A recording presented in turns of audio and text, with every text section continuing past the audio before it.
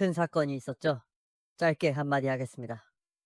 어젯밤 윤석열 대통령을 보고 저는 깨달았습니다.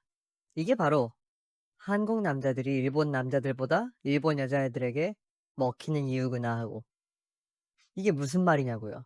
바로 카리스마의 부재입니다. 윤석열 대통령의 이번 쿠데타는 실패로 돌아갔습니다. 그건 왜일까요? 이 쿠데타라는 것은 절대 혼자서 할 수 없는 것입니다. 밑에 튼튼한 충신들이 있어야지요.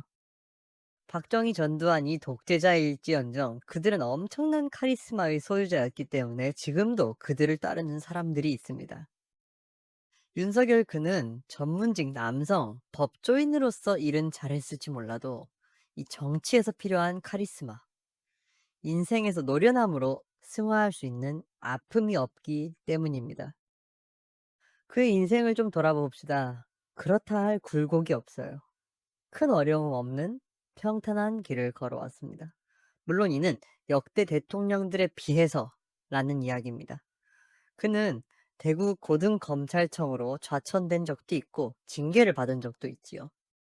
하지만 그는 자신이 하는 일에 자신이 있었는지 결국 다시 뚫고 심지어 기수서열까지 어그러뜨리며 서울중앙지검장으로 올라왔었습니다.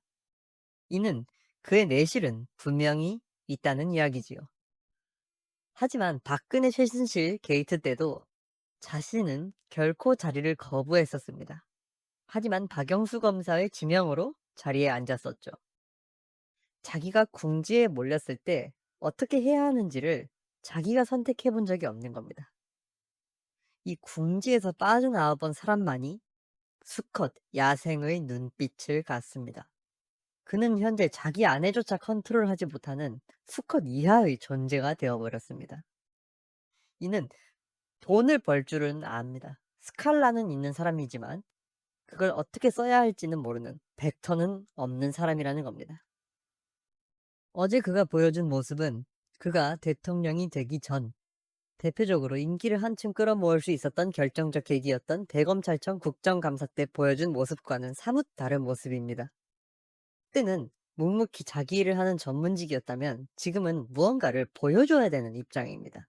정치인이라는 게 그렇지 않습니까? 단순히 일을 잘한다고 되는 게 아니라 이미지가 엄청나게 중요합니다. 그런데도 그는 공부만 잘하면 되는 인생을 살아왔기 때문에 심지어 그것도 잘하지 못했죠. 아직도 팔자걸음을 걷고 고개를 도리도리 돌리면서 다리를 쩍 벌리고 앉는 겁니다. 그럴 필요가 없었으니까요. 물론 이는 모두가 그렇습니다. 갑자기 프로그래머를 데려다가 가수하라고 하면은 그게 잘 되겠습니까?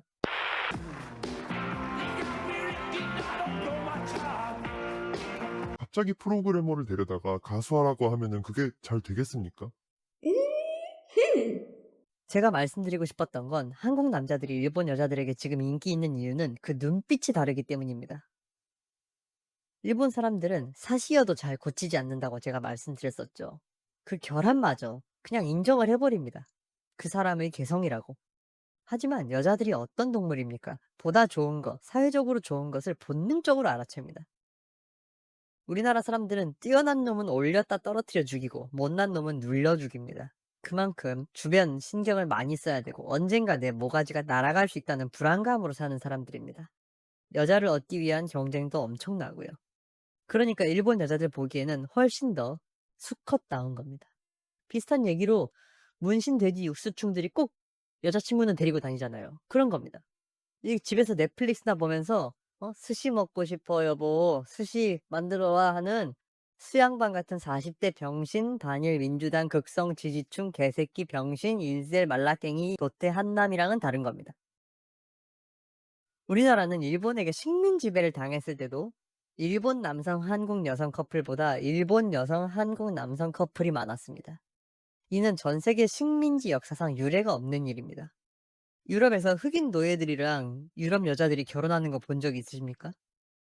그것은 근대화와 서양 문물을 받아들이는 과정에서 일본이 피를 흘려서 얻은 것이 없기 때문입니다. 성장통을 겪어서 얻은 것이 아니기 때문에 일본 사회에서 나오는 일본 남자들보다 더 어려운 사회에서 나오는 한국 남자들이 일본 여자들 눈에는 좋아 보이는 겁니다. 이런 말이 있더라고요. 힘든 세상에서는 강한 사람이 태어나고 강한 사람은 열심히 좋은 세상을 만듭니다. 그런데 좋은 세상에서는 약한 사람이 태어나고 그 약한 사람은 다시 힘든 세상을 만듭니다. 지금은 약한 사람이 힘든 세상을 만들고 있는 상황인 것 같나요? 마찬가지로 이것은 일시적인 일입니다. 일본 경제가 어려워지고 만약에 나중에 우리나라 경제가 좋아진다면 그때는 일본 젊은이들이 훨씬 더 수컷다울 겁니다. 당장 먹고 살아야 하는 그 야생을 거쳐 나와야 하니까요. 지금 우리나라 사람들도 연애를 포기하기 시작했죠. 벌써 그 시작은 보이고 있다는 겁니다. 카리스마는 거저 얻는 것이 아닙니다. 쾌락을 멀리하고 고통을 감내하고 곤경에 처해본 자들만이 얻는 것입니다. 앞으로의 대한민국의 방향이 기대되네요. 감사합니다.